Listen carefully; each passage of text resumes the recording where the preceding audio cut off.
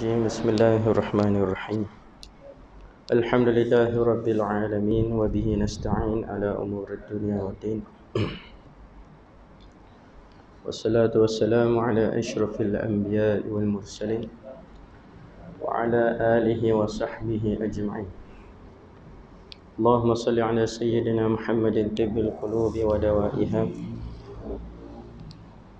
وعافية الأبدان وشفائها ونور الأبصار وضيائها وعلى آله وصحبه وبارك وسلم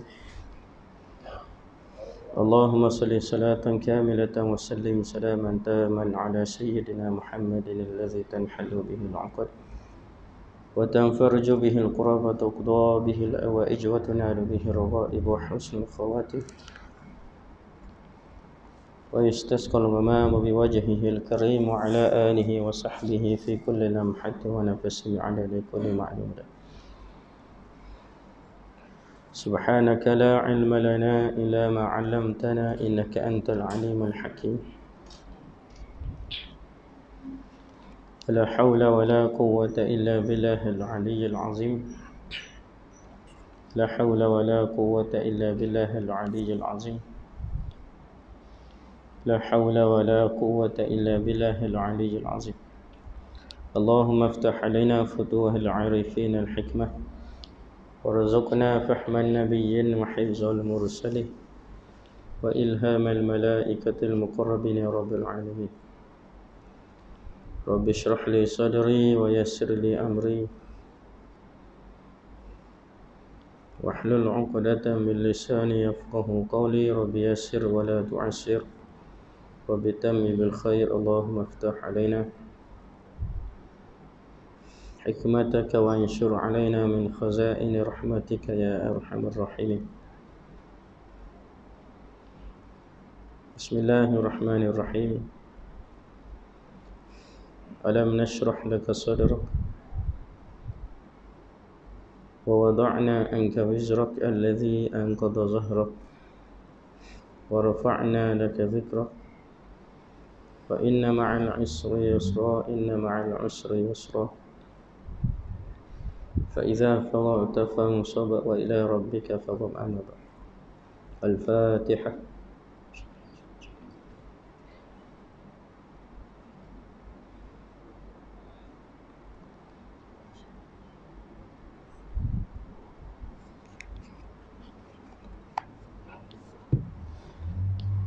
Alhamdulillah, bersyukur kita kepada Allah Subhanahu wa taala kerana diizinkan lagi kita berjumpa pada malam ni. Dan syukur diberikan kita Islam dan iman dan takwa. Moga-moga kekal nikmat itu sampai ke akhir hayat kita insya-Allah.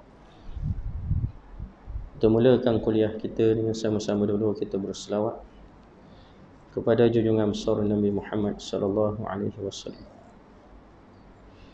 Allah Allah Allahumma salli wa sallim ala sayyidi wa habibi wa tabibil qalbi wa jasadi wa ruhi سيدي رسول الله محمد ابن عبد الله الصادق الأمين وعلى آله وصحبه أجمعين الله الله اللهم صل وسلم على سيدي وحبيبي وطبيب القلب وجسدي وروحي سيدي رسول الله محمد ابن عبد الله الصادق الأمين وعلى آله وصحبه أجمعين. الله الله اللهم صل وسلم على سيدي وحبيبي وطبيب القلب وجسدي وروحي سيدي رسول الله محمد ابن عبد الله الصادق الأمين وعلى آله وصحبه أجمعين. اللهم صل وسلم وبارك عليه. InsyaAllah pada malam yang mulia ini kita sambung lagi pelajaran kita dan buku siang kita pada malam ni berkaitan dengan sembahyang yang batin. Sembahyang yang zahir semuanya orang maklum, maka kita bincang berkaitan dengan sembahyang yang batin. Dalam kitab Syarhus Salikin karangan Syekh Abdul Samad Falambani, qala al-musannifu rahimahullahu ta'ala, ketahuilah olehmu bahawa sembahyang itu ada baginya zahir, iaitu mengerjakan segala rukun sembahyang dan segala sunat-sunatnya yang tersebut itu, dan ada baginya pula yang batin, yang mengesahkan bagi amal yang zahir itu, yang sayogianya diamalkan oleh orang yang salih. Artinya orang yang menjalani jalan akhirat supaya amalnya itu khusyuk, yakni menghina diri, dan serta tetap anggotanya dan hudunya hati, yakni ingat hati akan perbuatan sembahyang dan hadir hati kepada Allah, sekira-kira kosongnya hati itu pada ketika sembahyangnya itu daripada yang lain daripada Allah Subhanahu wa taala. Seperti firman Allah Subhanahu wa taala yang berbunyi, a'udzubillahi minasyaitonir rajim, aqimus salata li dzikri, dan dirikanlah olehmu akan sembahyang itu kerana ingat akan aku. Maka disebut oleh Syekh Abdul Samad Falambani, sembahyang kita ni ada yang zahir dan ada yang batin. Malam ni kita bukan nak bincang pasal yang zahir sembahyang, kerana ramai dah ustaz-ustaz, tok-tok guru duk bincang pasal zahir sembahyang. Maka kita nak bincang pasal batin dia, pasal batin sembahyang, ataupun disebut roh sembahyang. Kerana sembahyang ataupun solat dia ada roh dia, tidaklah sekadar syariat saja, tunggang-tunggik, naik, turun, bangun, tu yang zahir. Ada pun kita nak bincang pada malam ni yang batin dia, kerana disebut dan segala baginya yang zahir, iaitu mengerjakan segala rukun sembahyang. Ini hak zahir. Rukun sembahyang ada 13. Orang nak jadi imam tak tahu rukun sembahyang, tak boleh jadi imam, kerana dia tak tahu rukun hak mana sih. Maka yang sunat-sunatnya dan yang tersebut itu, dan adanya pula bagi batin yang mengesahkan bagi amalan yang zahir itu. Maka Imam Ghazali sebut dalam kitab Bidayatul Hidayah, yang mana orang yang sembahyang dalam keadaan dia menjaga perkataannya, fiqhnya dari segi luarannya bagus, tetapi dia tidak khusyuk. Batin solat itu tidak ada, roh solat itu tidak ada. Imam Ghazali kata seolah-olah dia mempersembahkan hadiah pada seorang raja dalam keadaan dia hadiah seorang puteri, puteri tu dah mati. Dia beri pada raja tu sebagai tanda hadiah. Jika raja tu tengok seolah-olah mempermainkan dia, bapa bagi puteri yang dah mati.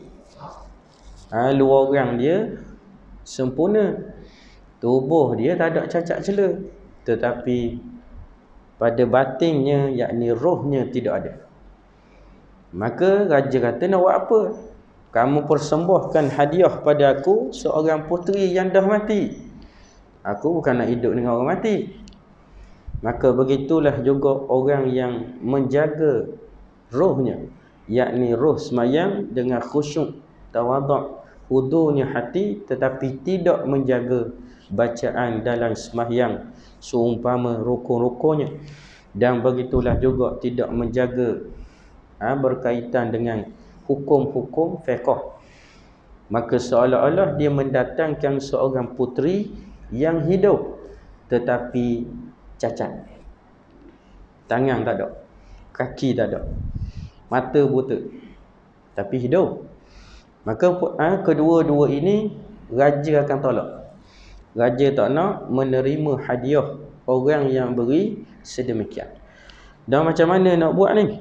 Kena ada dua-dua, zahir batin, dua-dua kena jaga. Kalau dari segi bacaan, tajwid kita jaga dah. Dari segi fiqh kita dah jaga dah, kita tutup aurat. Tutup aurat dah ni. Satu lagi saya peringat, yang mana biasanya orang lelaki atas ni dia tak kacing. Atas ni kalau tak kacing tak apa, bukan wajib atas ni kacing, tapi jangan nampak pusat.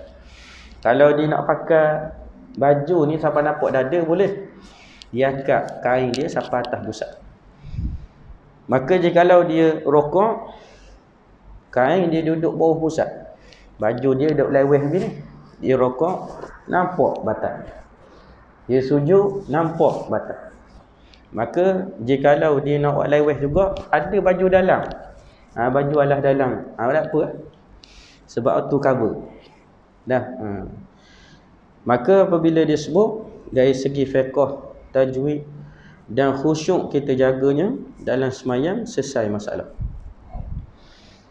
Dan disebutnya lagi sayugia diamalkan oleh orang yang salih, yakni orang yang menjalani jalan akhirat, supaya amalnya itu yakni khusyuk, yakni menghina diri ketika semayang. Hinalah diri itu, kerana diri itu tidak ada apa-apa. Diri itu hanya hamba. Bila disebut hamba, macam mana pula kita mengaku kita tuan? Kita dah mengaku diri kita ni tuan. Tuan ni macam mana hidup dia? Macam mana kita kata keupayaannya? Dia berpuasa, dia boleh memerintah, dia boleh mentadbir. Itu Tuhan dan tuan. Adapun kita ini hanya hamba. Bila sebut hamba, hanya taat kepada Sang Pencipta je lah. Nak lari daripada peraturan sendiri tak boleh. Maka apa-apa yang diperintah oleh Allah, kita ikut saja. Sebab itu Tuhan kita, sebab itu Tuhan kita.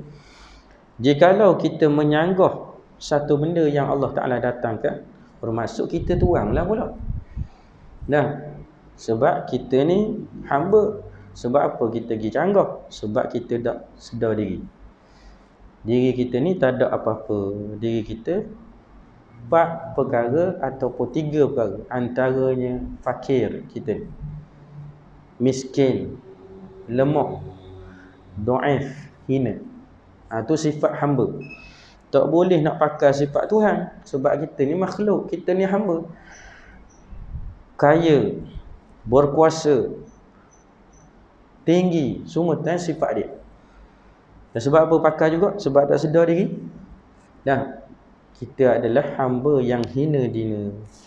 Kemudian, dan sayugia diamalkan oleh orang yang salih, dia kata, menjalani jalan akhirat supaya amalnya itu khusyuk, ini yakni menghina diri, serta tetap anggota dan hudurnya hati. Bila kita menghadirkan hati, hudur ni hadirkan hati. Ketika kita solat, ketika kita semayang, begitu juga ketika kita berzikir. Begitu juga ketika kita baca Quran. Begitu juga ketika kita tawaf.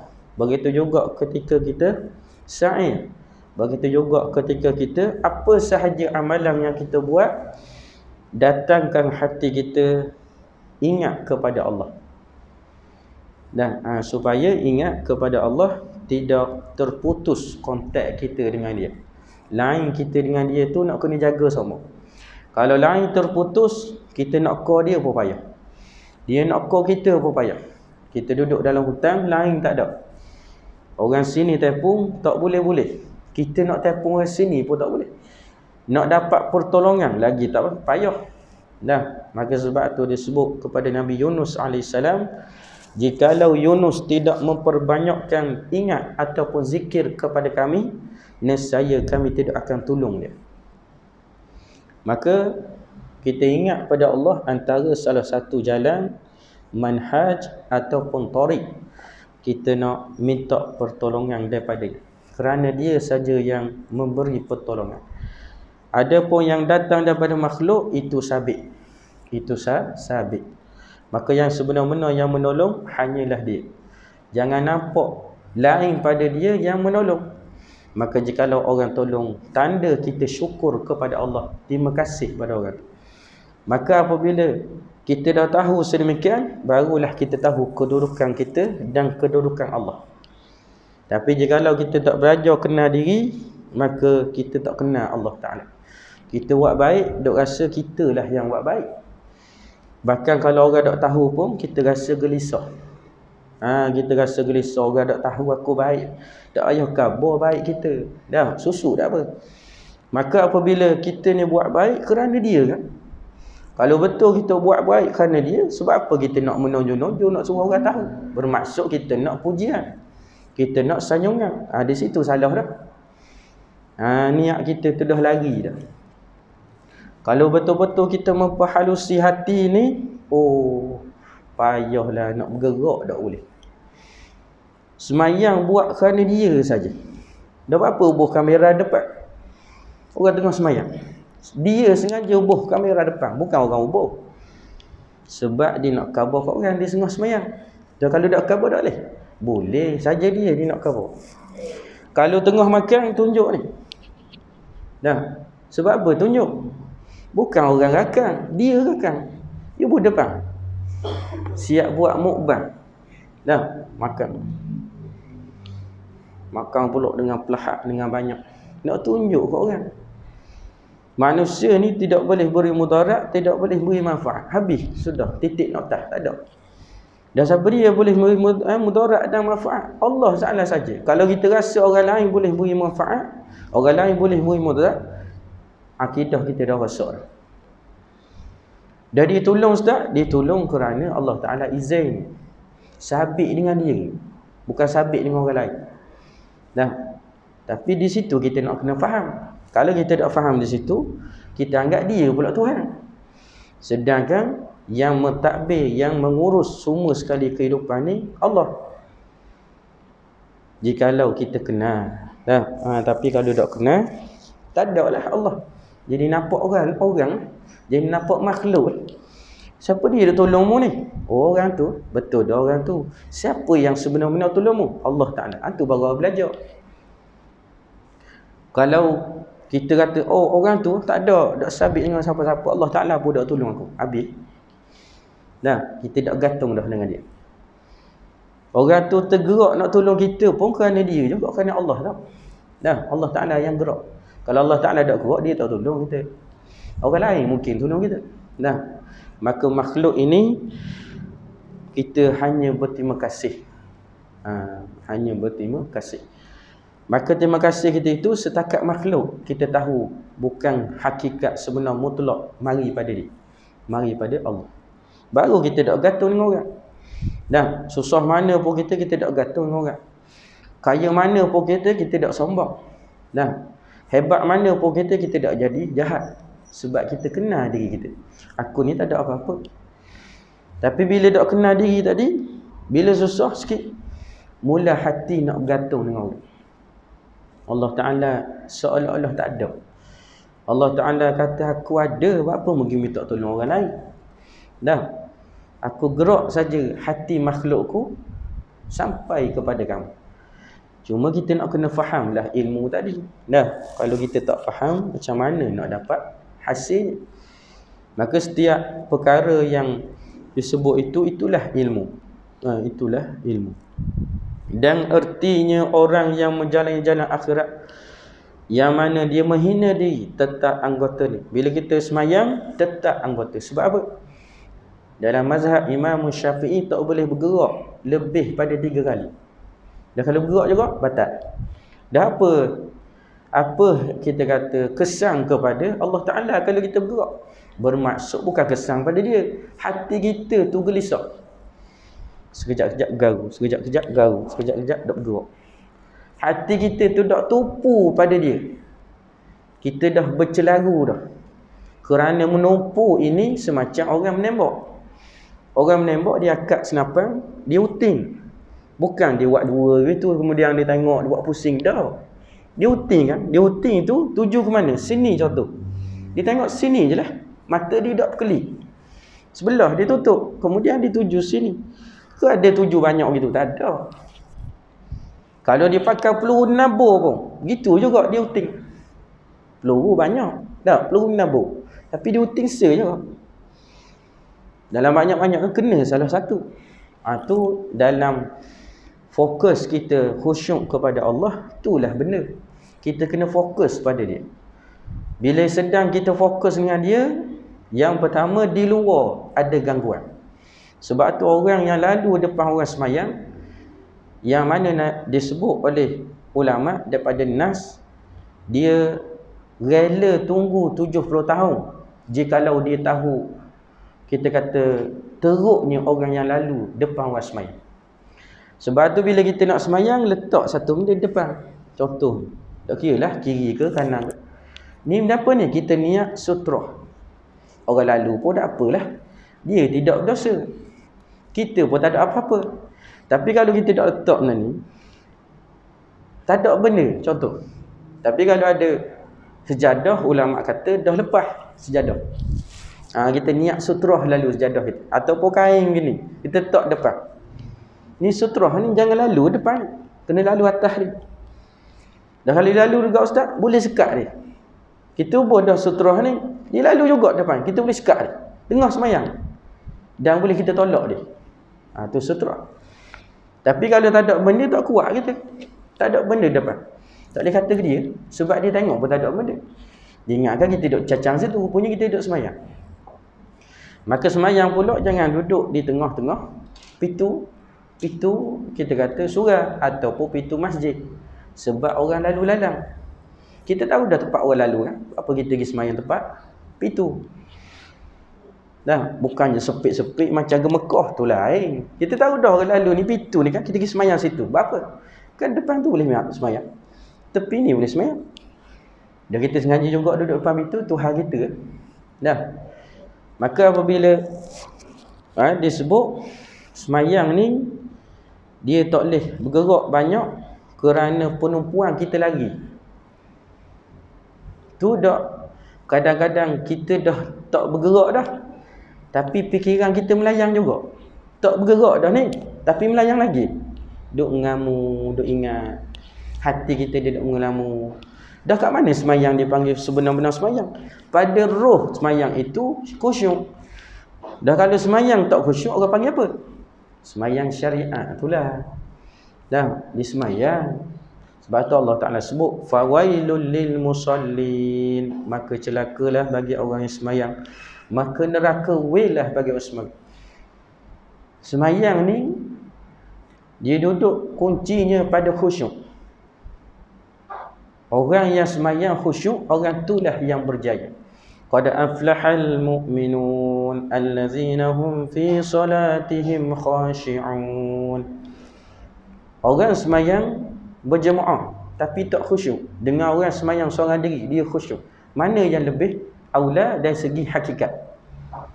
Orang hakikat kata semayang khusyuk itulah bagus, walaupun semayang seorang diri. Orang fiqh kata semayang ramai itulah bagus. Maka kita kena ambil pertengahan. Maka Nabi sebut yang Disebut dalam hadis yang terbaik semayang jemaah. Cuma kita nak, bila kita semayang jemaah, kita nak khusyuk. Khusyuk itulah duduk pada semayang kita. Dah kalau tak khusyuk, semayanglah jemaah 50 kali pun tak ada benda kita dapat. Lekak dahi-dahi. Yang kita dapat 27 tu pun Nabi sebut. Kalau Nabi tak sebut, tak boleh benda kita. Start daripada awal kita takbir sampai ke salam, kita tak ingat. Duk ikut iman, tak ingat dalam kepala ni, hati tu duk lara. Sebab tu dia mari semayang jemaah 5 kali pun tak ada berubah perangai dia. Dia semayang jemaah ustaz daripada subuh sampai isyak. Kita tak heran dia boleh semayang jemaah sampai subuh sampai isyak. Yang kita herannya perangai dia. Dah. Maka sebab apa orang semayang seorang diri akhlak dia lebih pada orang semayang jemaah? Bermaksud semayang dia tu ada masalah, bukan dari segi jemaah ataupun seorang. Yang terlebih afdal jemaah itulah. Tapi sebab apa dia ni tak berubah?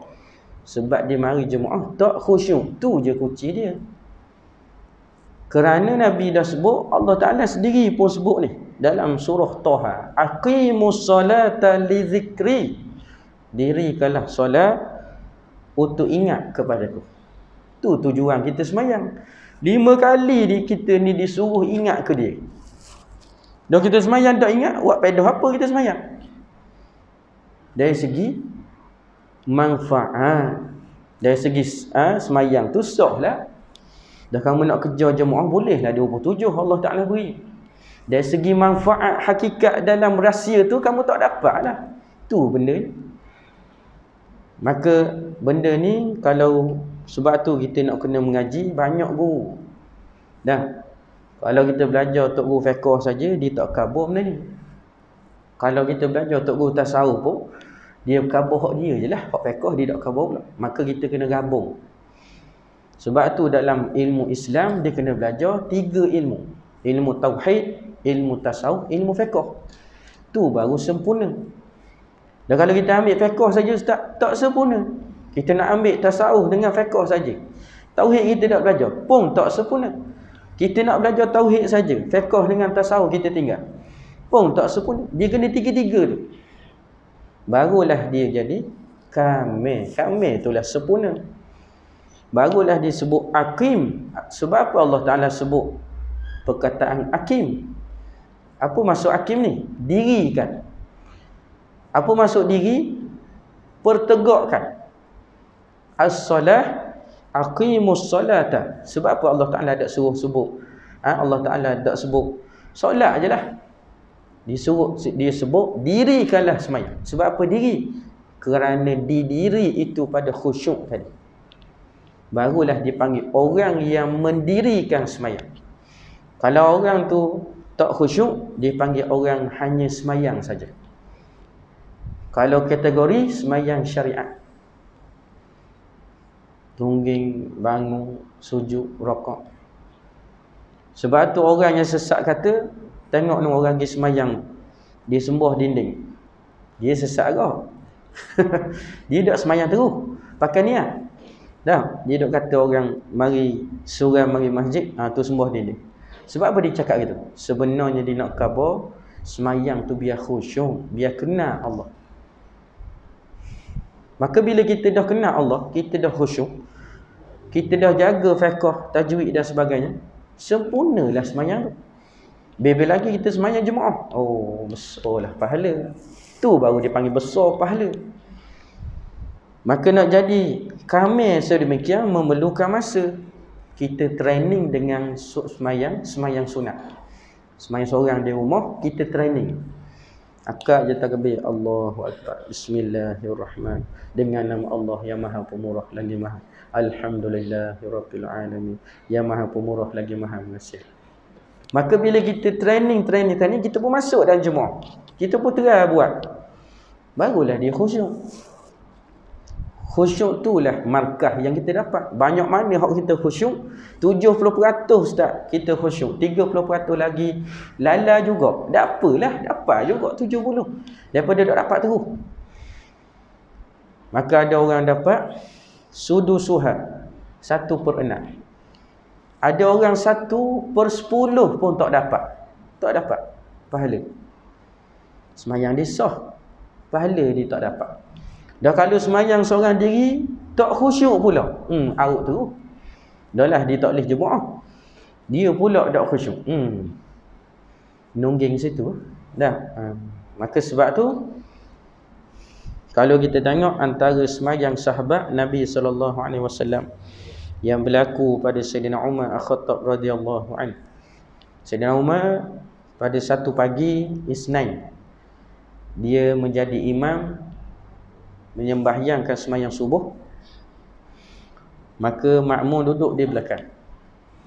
Tengah-tengah dia solat, datang daripada belakang yang bernama Abu Lu'lu'ah. Abu Lu'lu'ah. Abu Lu'lu'ah ni dia mari bukan nak semayang, bukan minat pada agama Allah, tetapi di tangan dia bawa pisau. Dah, orang bila tak boleh depan dengan kita, dia akan mari ikut belakang kita. Tu panggil tikam belakang. Maka bila dia mari ikut belakang, ditikam ni Sayyidina Umar Al-Khattab radhiyallahu an daripada belakang. Dia nak pergi depan takut. Nah, dia pun sepak, dia pun tikam. Pisau dia ni bukan pisau cek straight begini, dia tikam ni bukan. Pisau dia ni cekak. Bila dia tikam saja daripada belakang tembus sampai ke depan. Sayyidina Umar tengah semayang ni tak sedar. Bukan tak sedar dia pesang, tak sedar orang tikam ni. Pun semayang macam biasa. Akhir sekali rebah. Sebab apa rebah? Sebab darah banyak sangat tu. Bila darah banyak sangat, sahabat lain pun paku dia. Abu Lu'lu'ah lari dah. Bila dia tikam, dia pun lari. Ni bahan tikam belakang. Dah. Maka apabila dia pun paku akan Sayyidina Umar Al-Khattab radhiyallahu anhu, maka dia bagi tahu oleh Sayyidina Umar, sebab apa aku jadi begini? Dia tak tahu dia kena tikam. Ya Amirul Mukminin Umar Al-Khattab, kamu telah ditikam oleh Abu Lu'lu'ah. Maka wafatlah dia pada hari Isnin, pada hari wafatnya Nabi SAW. Nabi lahir hari Isnin, wafat pun hari Isnin. Sebab tu ada petua kata, kita ni kalau lahir hari Ahad, petua kata mati hari Ahad, tu petua, bukan wajib ni. Dah.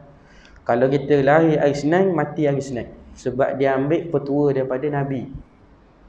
Nabi lahir hari Isnin, wafat hari Isnin. Adakah wajib benda tu? Tak. Cuma nak khabar petua dia. Sebab tu hari kita lahir, jangan kita buat satu perkara yang menyebabkan mudarat. Kalau kita tak tahu hari benda kita lahir, tanya mak kita. Mak kita hari lahir hari benda. Oh, mulai hari Khamis.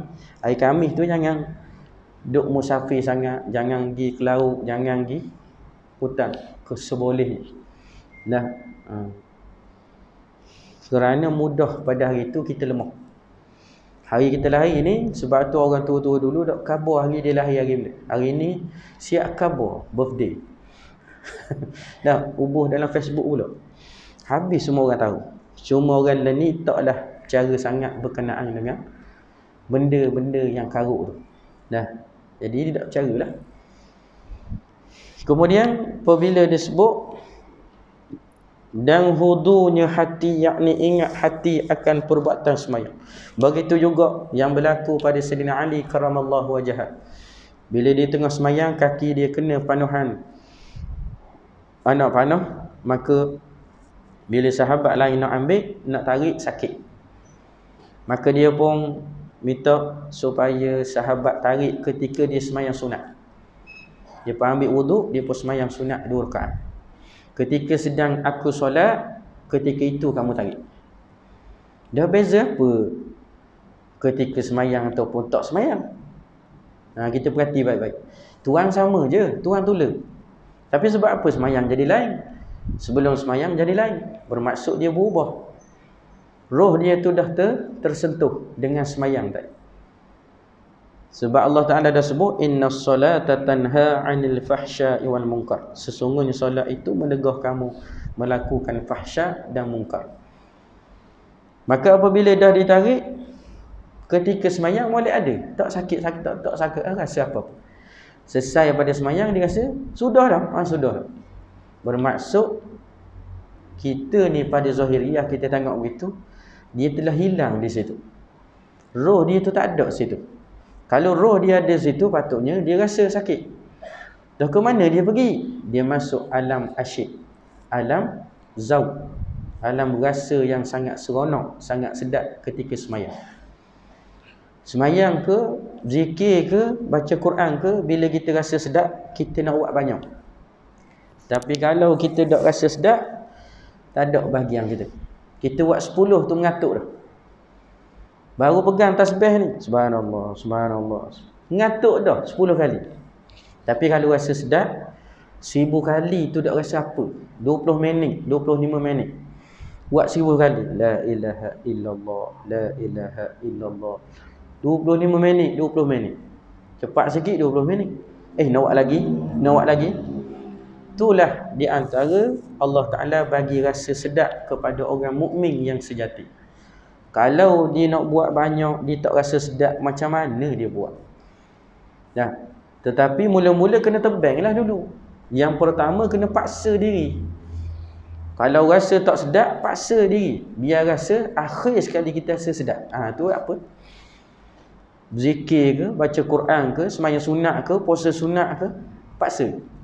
Memanglah nafsu tak nak. Nak puasa sunat Isnin kami. Tak ada jalan aku ni. Nak berzikir 100 kali je, subhanallah, alhamdulillah, wala ilaha illallah, Allah akbar. Tak ada jalan. Balik ni tak gerak. Maka bila kita paksa tadi, buat juga. Buat pula, jangan nanti buat banyak terus. Sebab nafsu dia akan jadi cika bila kita buat banyak selalu. Dah buat macam mana ustaz? Nak ajar dia ni peringkat-peringkat. Contoh, kita buat 50 kali dulu. Ataupun kita ni tak pernah buat 10 kali dulu. Dia lekat. Buat 10 kali, 10 kali. Siapa? Kat setahun dah 10 kali ni. Berubah pula buat 20 kali. Naik setakat. Maka dah 20 kali, buat lagi siapa? 30 kali. Tu cara dia. Tak boleh hari ni kita nak jadi baik, hari ni kita buat amalan banyak selalu. Tak boleh. Nafsu tu jadi cika. Dia dan sekali dia mutah, dia tak nak. Kita buat 100,000 terus. Tak pernah jamah tasbih, kita buat 100,000. Mutah situ, mutah hijab. Lepas tu esok dia tak buat terus. Siapa ke mati tak buat. Sebab dia serik. Macam ke burung yang sangat liar. Kita pergi repok dia, lari macam ayam hutan. Kita kena tahan perakat. Kalau kita pergi repok dia, tengah-tengah dia baru nak main, tak hari. Maka tu nisbah nafsu tadi dia sangat payah. Maka payah, tak payah pun kena paksa. Malah nak bangun tahajud, jangan buat sampai 12, 13 selalu rakaat. Buat 2 dulu. Bangun tengah malam, tengah bangun kecing. Tak ada buat apa ni. Ambil air semayang 2 rakaat sudah. Lepas tu tidur balik. Ni tak pernah buat tahajud, dia buat sampai 13 rakaat. Baca Quran pula, zikir. Esok tak buat. Sebab dia tekan, kemudian dia lari. Tak ada. Nafsu ni dia kena macam ke orang duk main kuih, main asah parang. Dia kena asah. Dia tak boleh asah hari tu apa? Letup tangan kita. Maka bila asah tadi, asah jangan tekan. Asah saja. Sebab nafsu dia tak boleh tekan sangat. Mula-mula ni. Dan bila dia dah termakan dah, kita pun asah kuat sikit. Asah. Akhir sekali dah ranak dia. Bila ranak itulah iman tadi naik bercahaya. Hati nurani kita tadi bercahaya. Barulah Allah Ta'ala simpan ilmu dia dalam hati kita. Barulah rahsia-rahsia Allah terbuka pada diri kita. Orang lain tak tahu, kita tahu. Orang lain tak tahu, bila mati kita boleh tahu satu benda. Semacam Imam Ghazali. Siapa dia khabar dia? Allah Ta'ala tu khabar dia. Siapa dia duk khabar dia? Dia orang alim. Macam mana dia boleh tahu dia mati? Sebab hati dia tu bersih. Hari dia nak mati, dia beli kain kafan dia. Setengah ulama sebut dia beli kain kafan, kemudian dia mandi. Tunggu malakul maut mari. Dah kita boleh buat setara dia. Kita kalau tahu mati esok malam ni dak mari dah kuliah. Bukannya tak mari sebab malas, sebab apa? Kerana duk sembahyang sunat di rumah, berwirid, berzikir. Takut esok dah mati ni. Nah, tapi kerana Allah Ta'ala tu Maha Hakim, bijaksana, dia tutup. Setiap orang tak tahu bila dia mati. Kematian itu adalah rahsia Allah. Allah Ta'ala saja yang tahu, dan beberapa makhluk-makhluknya yang Allah Ta'ala bagi tahu kepadanya, seumpama malaikat dan orang-orang yang qarib dengan Allah, yakni orang dekat dengan Allah. Ada pun kita orang biasa tak tahu bila mati. Dah, tak tahu. Dan pada ketika yakni ingat hati akan perbuatan sembahyang dan hati-hati kepada Allah bila sembahyang, ingatlah ke dia. Sebab matlamat dia suruh kita sembahyang ini, sujud ke dia, suruh ingat ke dia. Sebab kita ni banyak lupa ke dia. Kalau dalam satu hari kita tak sembahyang 5 waktu ni, tak ingat. Sebab tu dia wajibkan, bukan sunat, wajib terus 5 waktu. Dasarnya dia wajib 50 waktu. Kerana Nabi tu kesian ke kita, dia minta rayuan. Bolehlah 5 waktu. Tu pun kerana Nabi Musa dok bagi tahu. Patutnya kita saking Nabi Musa. Dah. Sebab terima kasih banyak lawi. Sebab kabur ke Nabi, sabit dia kabur Nabi, hamba ni semayang 5 saja. Dah kalau dia buat 50 waktu, baru pomeng nak jamu sepanas, bang dah. Tani baru semayang. Dah. Maka Allah Ta'ala buat seluas-luasnya akan rahmatnya, maka syukurlah kepada Allah. Syukurlah kepada Allah. Walaupun buat 5, tapi dia kira 50 juga. Dia kira pahala 50 juga. Setiap satu soalan kita kata waktu itu sebanding 10 waktu. Rahmatnya Allah Ta'ala buat. Nah, maka apabila semayang, yang pertama kunci pada semayang itu khusyuk. Sebab orang-orang mukmin yang berjaya, Nabi Allah Ta'ala sebut dalam Al-Quran, yang mana dalam surah Al-Mu'minun, orang yang mukmin yang berjaya, orang yang semayang dia ingat pada Allah. Kadang-kadang hati ni lintasan macam-macam tengah semayang. Jangan duk cara ke dia. Walaupun benda tu benda molek. Dia rasa nak minum air kopi, tak ada cara dia, tak cara. Biarkan dia. Biarkan dia lalu, biarkan. Jangan kita duk ambil duk cara ke dia, jangan. Depan ni nak baca Quran, biarkan dia. Lebih-lebih lagi benda jahat kita duk fikir, lagi kita buat. Sebab kita telah menumpu, dia panggil. Bila telah menumpu, kalau kita duk cara tadi, lari tumpuan kita ni. Maka bila kita menumpu, marilah apa-apa di depan kita buat tak tahu sudah. Tapi kalau kita duk cara, kayak gini molek juga ni baca Quran, tak tumpu dah tadi. Ingatan kita, hati kita kita kata terputus. Dia tak mau begitu. Zikir begitu juga. Orang-orang yang kasyaf, dia berzikir, tak nak ada putus. Baru dia sampai. Tapi kalau dia tengah jalan, dia duk cara benda ni, ingat benda ni, terputus dia panggil. Kontak tadi terputus. Maka bila dia menumpu tadi, dia kejar mata, dia menumpu. Dia berzikir tu, dia menumpu. Bukan berzikir la ilaha illallah, la ilaha illallah, mata tak lain. Nah, tu bukan penumpu. Itu hanya zikir syariat. Maka jikalau kita tanya orang yang zikir tarekat, dia kejar mata, kemudian dia tutup pula, tak boleh gangguan. Kalau tak percaya pergi tengok orang tarekat zikir. Nah, jangan cari hok pelik-pelik, hok duk menari apa. Cari hok duduk saja. Dia seumpama orang-orang tak sah. Dia duduk ni, dia tudung. Dah, tapi kita orang-orang ni tak boleh tengoklah dia duduk zikir, cuma dengar. Bila kita tanya ahli dia, duduk tak boleh lah duduk. Kan ada orang dia mati bulan puasa kan, bukan bulan puasa ni, bulan puasa dulu dah, berapa tahun lepas. Tengah-tengah berzikir. La ilaha illallah. Tak saya kata semua tutup mata. La ilaha illallah. Jatuh. Tengah bulan puasa. Molek dia mati. Tengah berzikir. Duduk alaqah wali. Tak saya pun ambil buah air, sapu muka dia. Tak saya kata 1000 dalam seorang. Seorang dalam 1000. Tak pernah ada orang mati macam ni. Molek dia pergi. Asalnya orang tak berapa berjuruh. Tak sah tarbiyah dia jadi berjuruh. Sebab tu orang-orang yang berjuruh pada hari ni bukannya mari semuanya berjuruh asalnya, tapi kerana ditarbiyah oleh ulama tadi, tarbiyah oleh tok guru, dia jadi berjuruh. Kalau tak percaya tanya dia, tanya kawan dia hok dulu-dulu. Dulu dia ni ke mana? Oh, dia tak berjuruh ni. Memang begitu. Kita tengok Hasan al-Basri antaranya. Dah, ulama-ulama dulu nak jadi berjuruh tu. Oi. Kita tengok Junaid al-Baghdadi. Dia ni ahli gusti, bukannya orang awam biasa. Dia suka duk bergaduh. Akhir sekali satu hari dia berlawang dengan Ahlul Bait, dia sengaja buat kalah.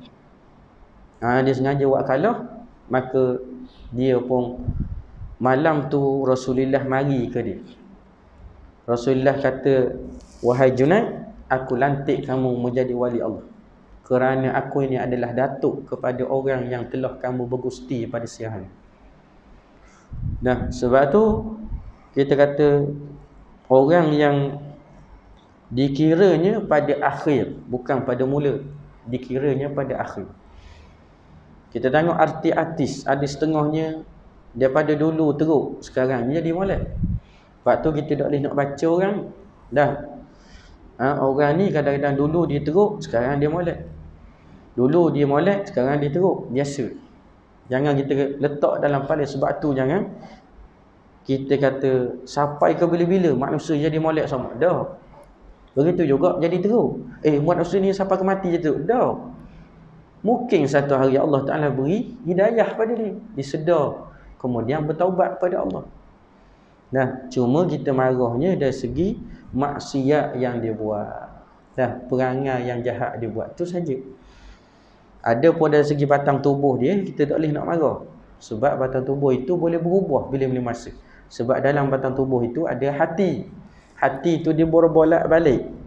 Dia bukan duduk statik. Dan kita ni boleh duduk statik ustaz kerana taat ni, kerana Allah Ta'ala yang mempasakkan dia. Sebab tu dia panggil sabit. Ya muqallibal qulub, wahai Tuhan yang membalik-balikkan hati. Sabit. Sabit ni tetapkan hatiku di atas agamamu dan ketaatan padamu. Kita tengok Bal'am bin Ba'urah, Basisa. Awal baik, mati kufur. Dia tak kira benda ni. Sebab tu kita kena minta selalu pada Allah.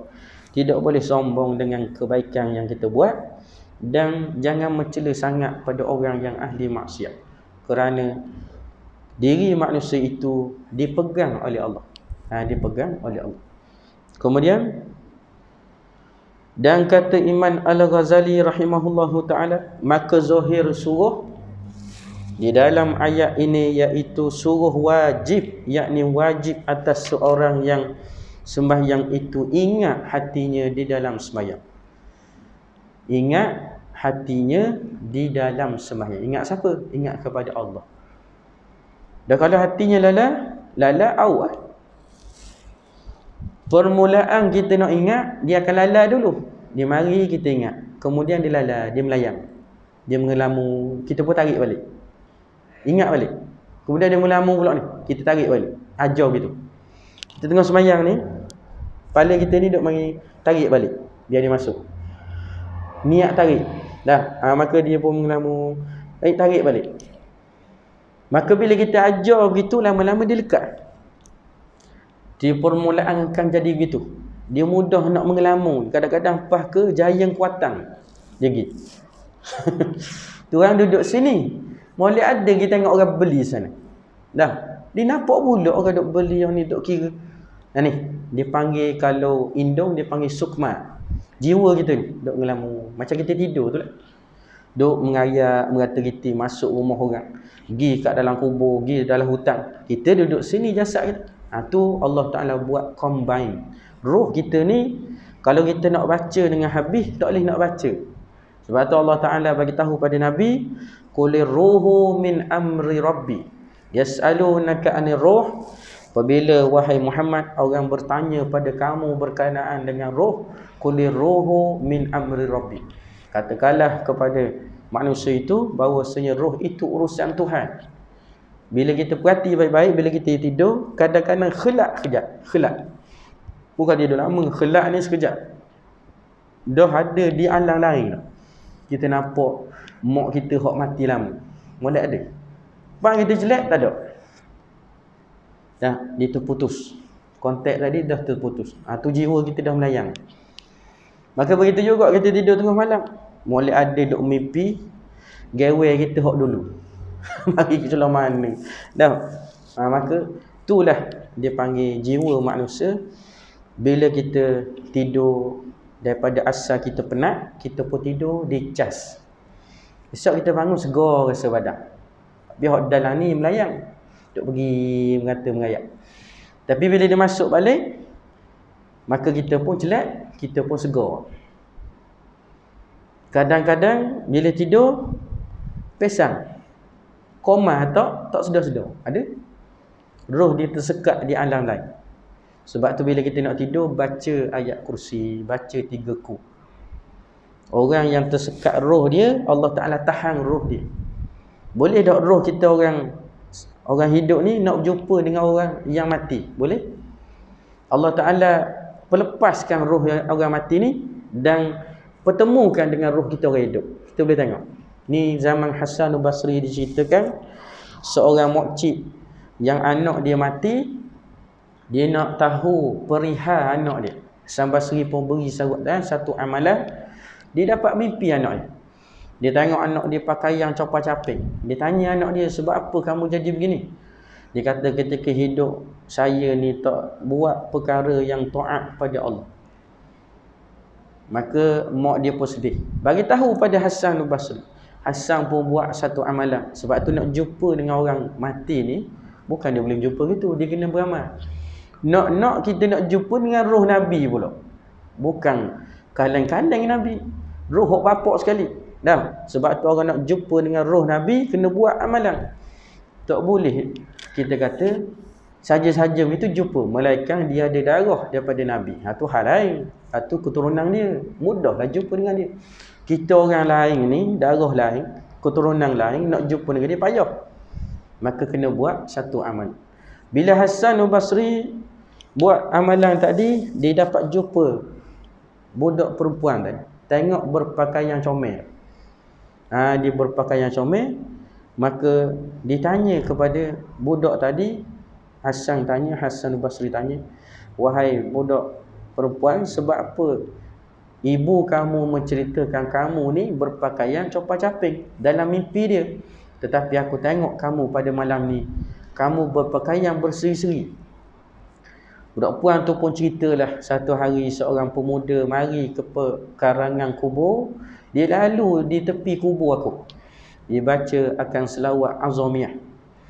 Selawat ni molek kita amal bila kita nak melawat orang mati yang telah mati dalam kubur. Kita pergi tu, ulama kata sebelum kita masuk di dalam perkarangan kubur, baca qul huwallah 11 kali. Niat beri kepada semua penghuni kubur. Yang pertama. Kemudian bila kita masuk, beri salam. Beri salam siapa ni? Kalau tak beri salam, dia ingat binatang yang lalu. Maka dalam kita duk beri salam, kita lalu tu, kita selit dengan selawat azamiyah. Cari dalam internet selawat azamiyah ataupun azimiyah. Benda hak sama je, cuma sebutan. Kalau bahasa Arab dia sebut azamiyah, kalau bahasa Melayu azimiyah. Azim ataupun azam bermaksud besar, selawat besar. Dah, maka selawat ni molek kita buat amalan, baca semua biar ingat mulut. Selawat ni sikit pendek saja. Cuma bila kita lalu kat perkarangan kubur, bacalah selawat. InsyaAllah penghuni kubur jikalau kita lalu, dia tidak diazab. Maka budak perempuan tadi cerita, pemuda ni mari di perkarangan kubur, dia lalu, dia baca selawat ni. Dia lalu menyebabkan berkat selawat ni, aku tidak diazab. Tu nampak besarnya selawat ke Nabi. Dan selawat ke Nabi ni di antara ranking yang pertama. Yang kedua istighfar. Dan ulama sebut macam nuklear. Istighfar ni macam nuklear. Dia memecahkan nafsu kita. Banyakkan selawat, banyakkan istighfar, banyakkan berzikir. Wallahu subhanahu wa ta'ala wa alam. Yang baik datang daripada Allah subhanahu wa ta'ala, yang buruk dan muhtu datang daripada diri saya sendiri. Tapi dengan izin Allah Ta'ala juga sesuai dengan kafaratul majlis dalam surah An-Nas. Wallahu subhanahu wa ta'ala.